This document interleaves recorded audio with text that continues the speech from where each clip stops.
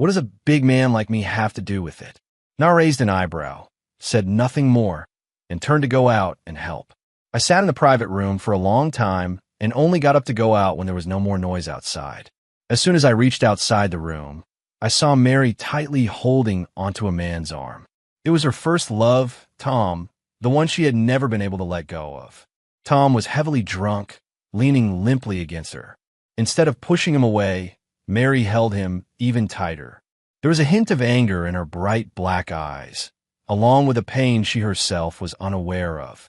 Na saw this scene and leaned over, raising an eyebrow to ask me, "George, do you think there's a chance they might get back together?" Her voice was just loud enough for Mary to hear. Upon hearing this, Mary suddenly looked up at us.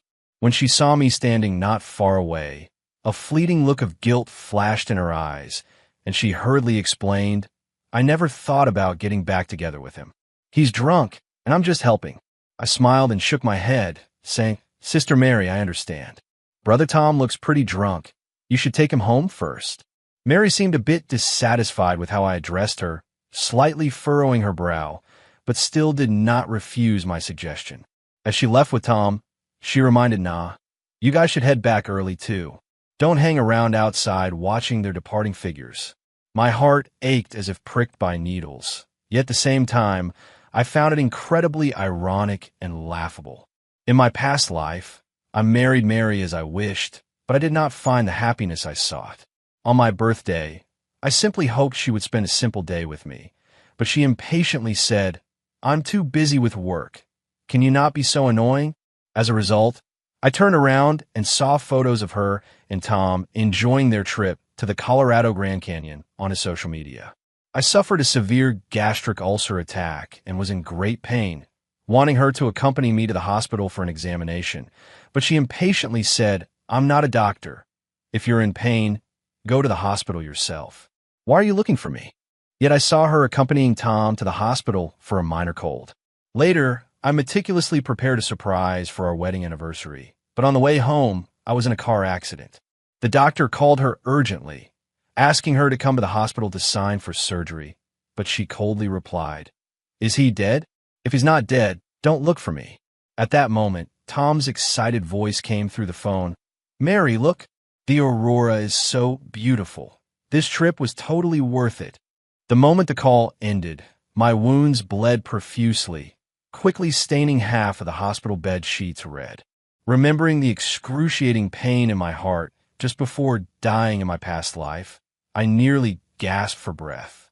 I pressed my hand against my subtly aching heart and smiled bitterly. "Mary, since you see my love as just a burden, then I will no longer love you." That night, and I didn't linger and went home early.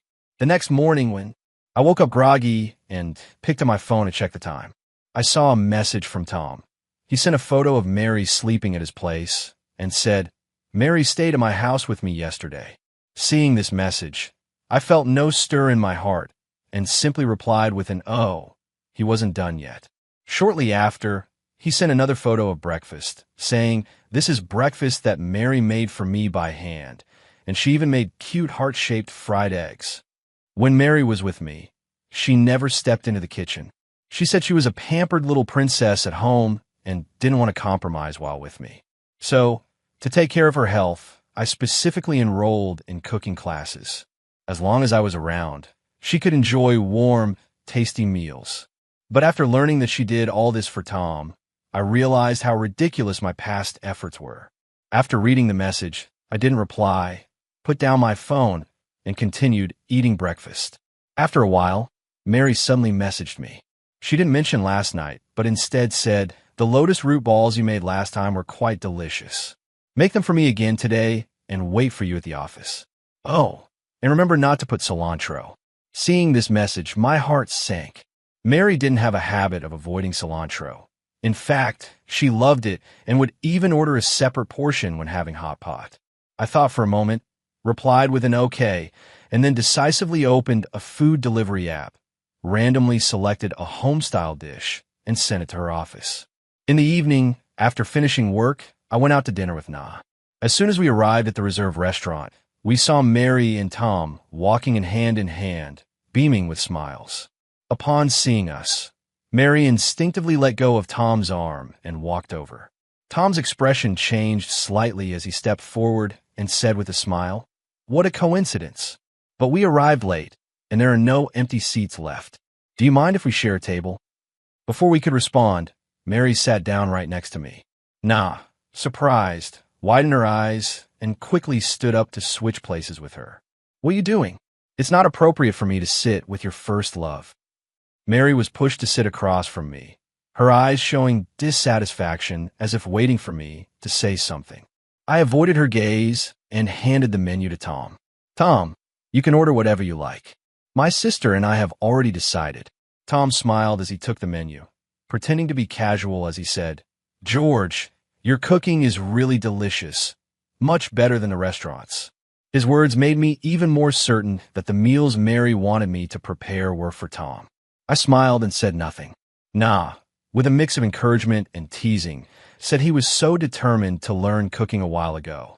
Being the only guy in the whole cooking class, I thought he would feel embarrassed, but he actually stuck with it. Now he can handle things outside and cook at home. His future girlfriend will be lucky. Mary's eyes, which had initially been smiling, gradually lost their warmth upon hearing this. He slowly took a sip of tea and asked lightly, "George, are you thinking about dating?" I looked at her in confusion, recalling what she had said that day in the private room, and nodded slightly. "I'm 26 this year. It's time for me to date. If you have someone suitable, Mary, please help introduce me." "You finally get it." Nina was even more excited than I was, happily saying, "I tried to introduce you to someone several times before, but you never agreed. Now that you want to date, I will definitely find you a really good girlfriend." After hearing Nina's words, Mary tightly pressed her lips together, staring at me intently, as if trying to read something from my face. I noticed her change in mood and said with a smile, "George is really lucky to have such a good sister helping him. I envy him, but I think Mary is pretty good too." "How about don't say that? George is my brother." Before Nina could speak, Mary interrupted her with a frown, her tone slightly reproachful, but her expression was helpless. I nodded in agreement and said to Tom, "Yeah, I've always regarded Mary as my own sister." "Tom, you shouldn't make jokes like that in the future. Besides, I think you and Mary are a better match." Mary's expression suddenly darkened, a flicker of anger flashing in her eyes as she coldly said, "Oh, really? Then let me introduce someone to you. Would you like to find a time to meet?" "Sure. Then thank you in advance, Mary," I replied readily, wearing a bright smile. In the following days, I didn't take the initiative to contact Mary, and she didn't reach out to me either. Instead, Tom came to see us. When he arrived, both Nina and I were at home. "So what brings you here?" Nina asked. Tom glanced at me somewhat awkwardly and said, "Nina, you know that Mary and I have been childhood friends, and we were each other's first love. Although we've had our ups and downs over the years, there are still feelings between us. It was my fault to argue with her and suggest breaking up before, but this time I want to confess my feelings to her and get back together. Can you help me?" If it weren't for my past experiences, I would have loudly told him that Mary liked me and would never agree to him, so he shouldn't waste his time. But having gone through those things, I knew clearly that Mary had always had feelings for him. They might actually be the best match for each other. Sure, this is not a small matter. We've all seen how things are between you and Mary. She clearly hasn't moved on from you. If you confess, you'll definitely succeed, Nina analyzed objectively. A proud smile appeared on Tom's face, and when he looked at me, his eyes were filled with determination. I didn't feel much about it and didn't take the matter to heart. 2 days later, Nina and Mary's sisters discussed how to set up the confession scene. They felt that a person's true feelings could be seen at critical moments, so they invited everyone to go to a rural farmhouse to watch the Iron Flower performance. When we arrived at the destination, there were a lot of people, and I didn't, like the crowd, I wanted to wait on the side, but Tom wouldn't let me off. As the crowd surged, he pulled me into the throng. Soon we squeezed into the front row and could see the performance clearly. Once the show started, sparks flew everywhere. Tom was close and got startled by the flying sparks, instinctively hiding next to Mary. Mary noticed he was genuinely scared, a smile appearing in her eyes as she linked her arm with his and teased. You know you're afraid of fire, yet you still want to get closer? Are you silly? It's because you're here. As long as you're with me, I'm not afraid of anything. Mary's gaze softened, and she held his hand tightly. This scene made me momentarily recall the time when I had just gotten married in my past life. Back then, I was full of longing for marriage, taking care of everything big and small at home, just wanting her to feel the warmth of home.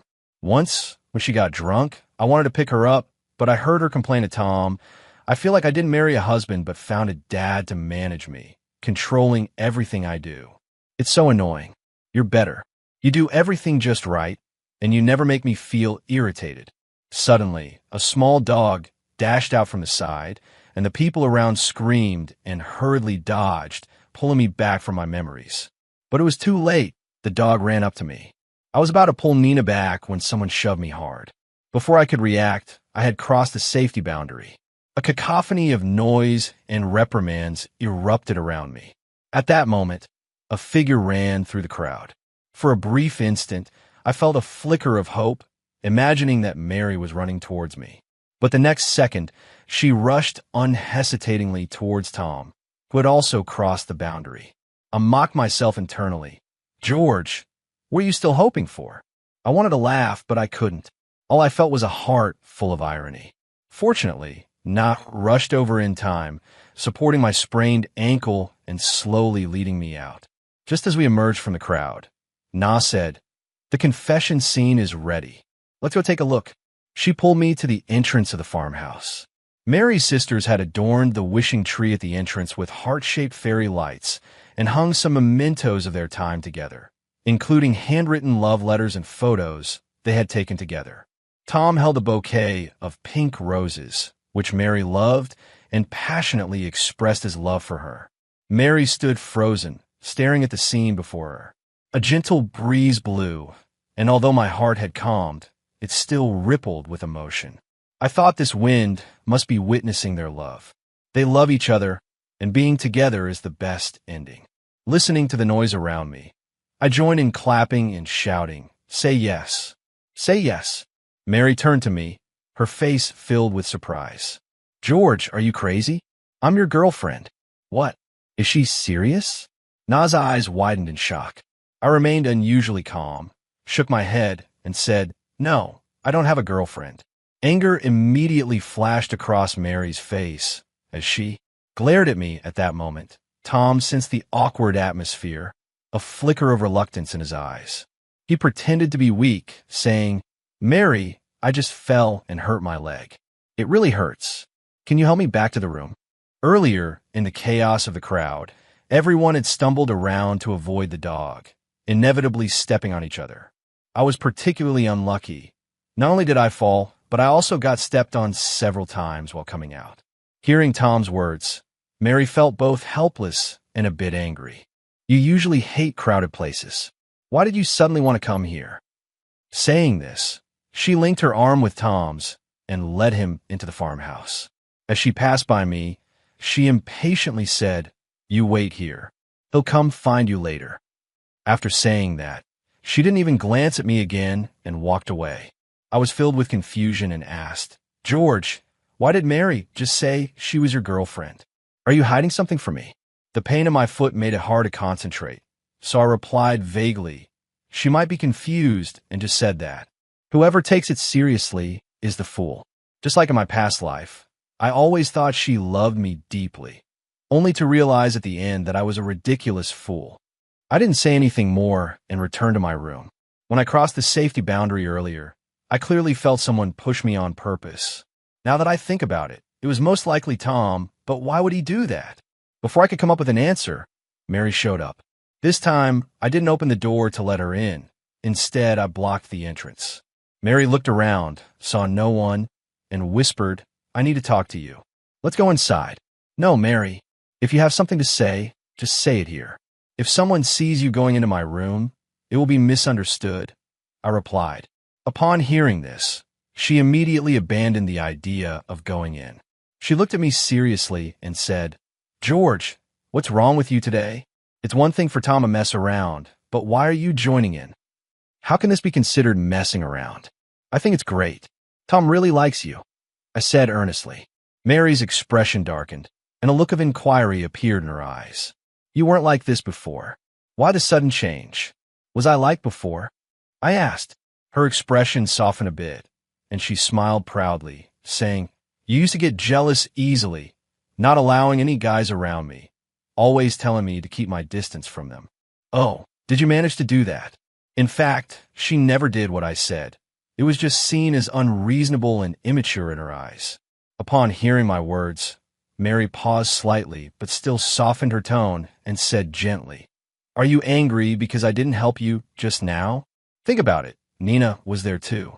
She's your sister, and if something happened to you, she would definitely help. But I was the only one who could help Tom at the scene. If I didn't help him, he might have gotten into trouble, and you wouldn't want to see anyone get hurt, right?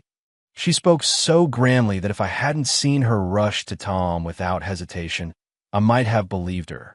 You said her words, I'm not angry. I genuinely think you and Tom are a good match. Stop it. Before she could finish, Na came around the corner with an ice pack. Hey, what are you guys talking about? I shifted my gaze and smiled. Mary is hesitating whether to accept Tom's confession and came to ask for my opinion. Mary's face instantly turned frosty, and the anger in her eyes seemed ready to burst out. She stepped forward, tightly grasped my hand, and gritted her teeth, asking, George, do you know what you're saying? The pain in my wrist made me frown, but I still smiled and said, Of course I know, Mary. Don't you like Tom? I looked straight into her eyes, clearly seeing the conflict flashing beneath. I couldn't help but sneer. Nah, unaware of the tense atmosphere between us, walked over with the ice pack. All right, this is between Mary and Tom. We outsiders shouldn't interfere. George, hurry up and put the ice pack on your foot, or you won't be able to sleep tonight from the pain. With Na present, Mary couldn't explode and could only angrily release my hand, but she had gripped too hard, leaving a noticeable red mark on my wrist. Nina immediately noticed the mark and exclaimed, Wow, you were so rough. Did George offend you? Mary was momentarily stunned and didn't respond. I gently rubbed the red mark on my wrist and shook my head, saying, It's fine. Mary didn't mean it. Let's go back to the room. I knew that continuing to entangle would do me no good. Back in the room, my phone quickly vibrated. It was a message from Mary saying, They'll come find you tonight, and we can have a good talk then. I didn't reply, and just set my phone down. I had a bit of a cold yesterday.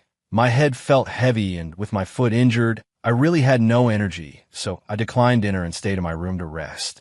After dozing off, someone suddenly knocked on the door. When I opened it, it was Tom.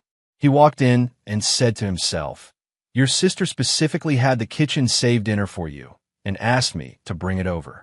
My throat was dry and hoarse, and my voice sounded a bit buzzing. You come into my room just to deliver dinner, right? There was no one else here, and Tom no longer pretended. A smug smile couldn't be hidden in his eyes. George, you're not stupid. You should be able to see my relationship with Mary. I was worried she really liked you, but after what happened this afternoon, I'm sure she still loves me and can't let go of me. Sure enough, I guess it was him who pushed me to fall just to test Mary's feelings for him. I was both angry and speechless, wanting to curse him, but my hoarse throat wouldn't let me make a sound. Did Mary tell you she likes me? How could that be? I guessed it. He put down the lunchbox and sat on the nearby sofa beside me. The man she interacts with the most. As you, if there was nothing between you, how could she be so close to you? Is it possible it's because of my sister? Mary is like my second sister. What could we have? In fact, from the very beginning, Mary and I shouldn't have had a relationship. Ship beyond friendship ship.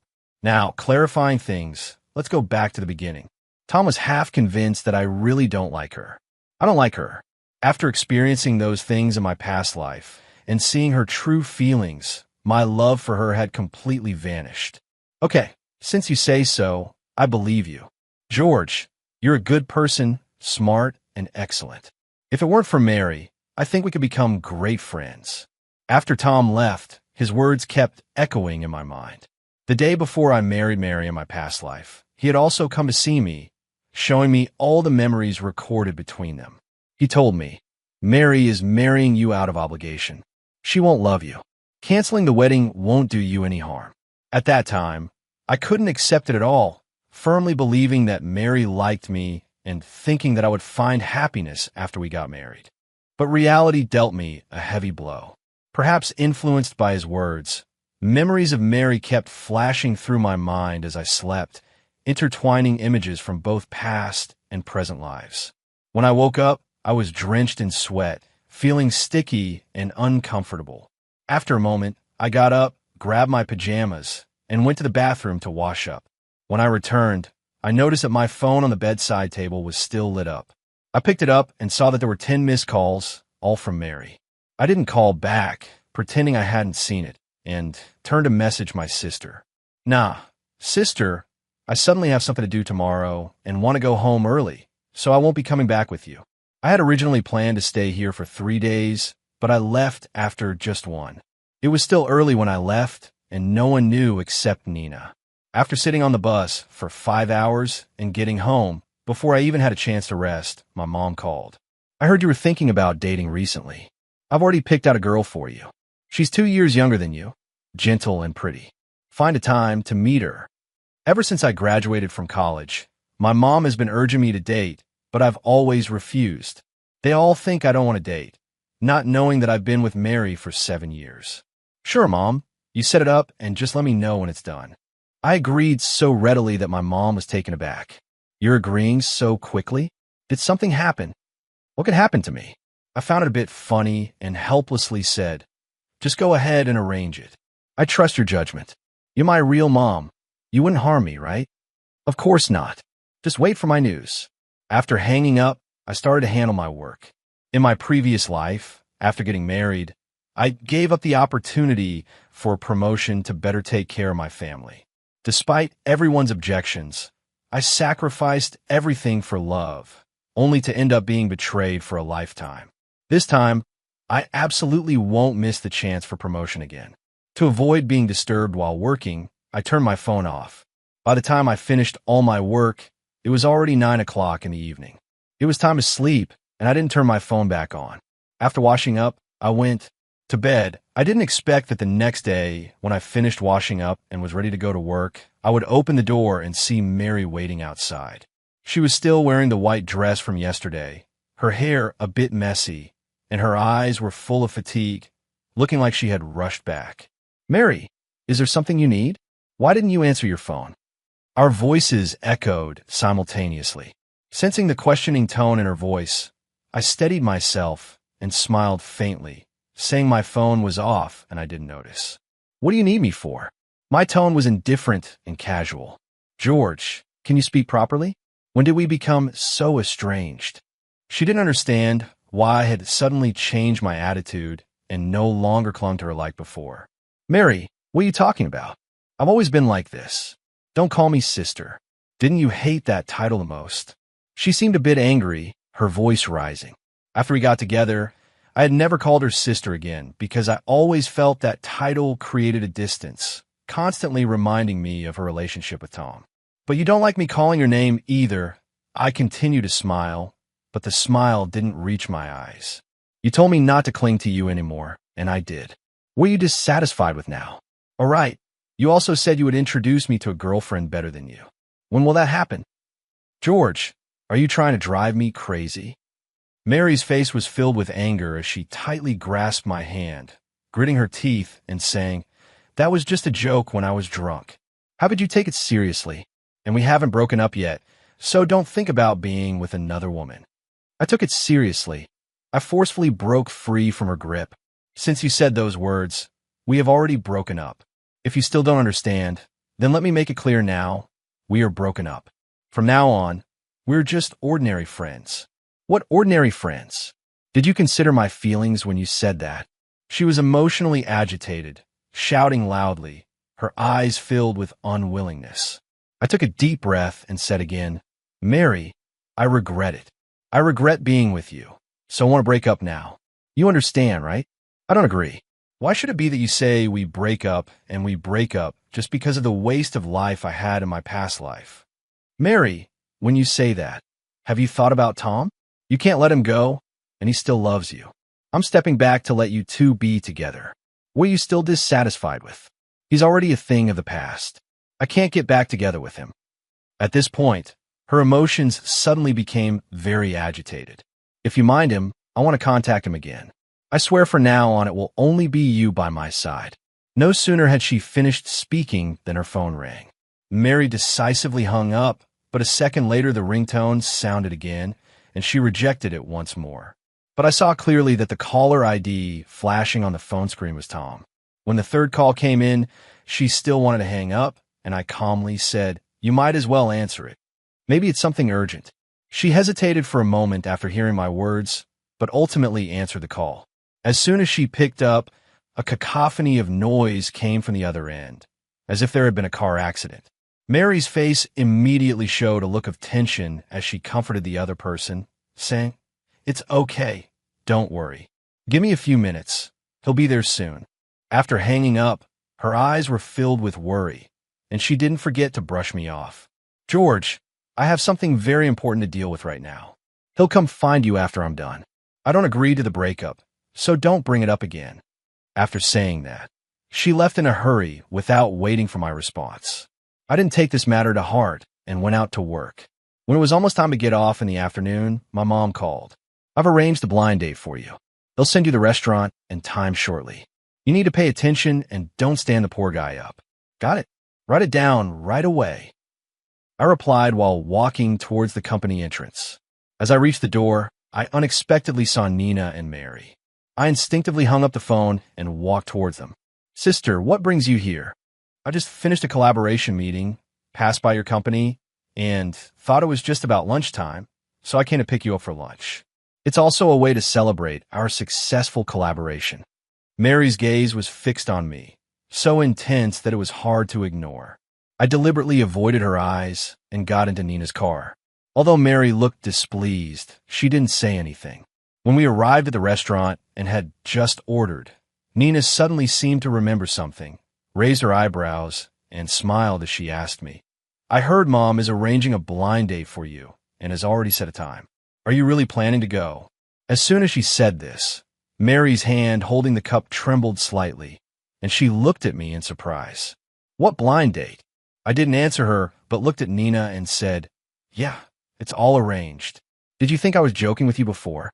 Mary immediately laughed in anger, as if she had completely lost it, and said loudly, "George, I'm not dead yet. Who allowed you to go on a blind date?" Nina looked puzzled. "What do you mean by that? What does George's blind date have to do with you? He's my boyfriend. Don't you think that has something to do with me?" Mary stared at me intently, hoping I would go along with her words, but I chose to remain silent. Upon hearing this, Nina became a bit angry. "What are you talking about? I've never heard that you two were together." "George, is what she said true?" I looked at the two of them, who were about to explode in conflict, and shook my head. "No, Mary and I have no relationship." As soon as I said this, Mary stood up abruptly, her eyes filled with disbelief. "George, you could be mad at me, but you can't say things like that." Nina also couldn't believe it, trying to sort out her thoughts. "Wait, since he said you were with George, then show me the evidence." During this, Mary froze in place. In the 7 years we were together, we didn't have a single photo together because she said she didn't like taking pictures. Once, I secretly took a picture of our shadows, and when she found out, she exploded in anger and insisted I delete the photo. When we went out on dates, she always kept a 2-meter distance from me, afraid of being seen by acquaintances. Even when chatting online, I was always the one to initiate the conversation. She would only respond. After being together for so long, we really hadn't left anything that could prove our relationship.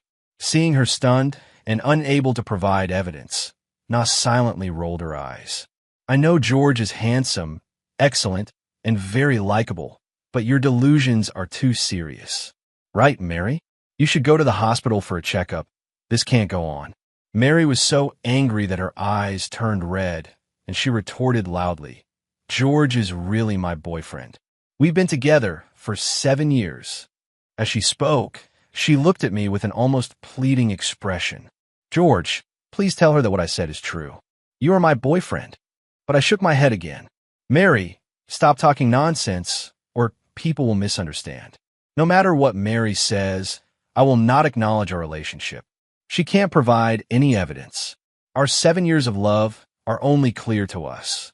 In the end, Na increasingly felt that something was off with her and took me away before finishing her meal. On the way back, Na specifically reminded me, I've noticed that Mary hasn't been acting quite right lately. Keep her distance from her. I nodded in response.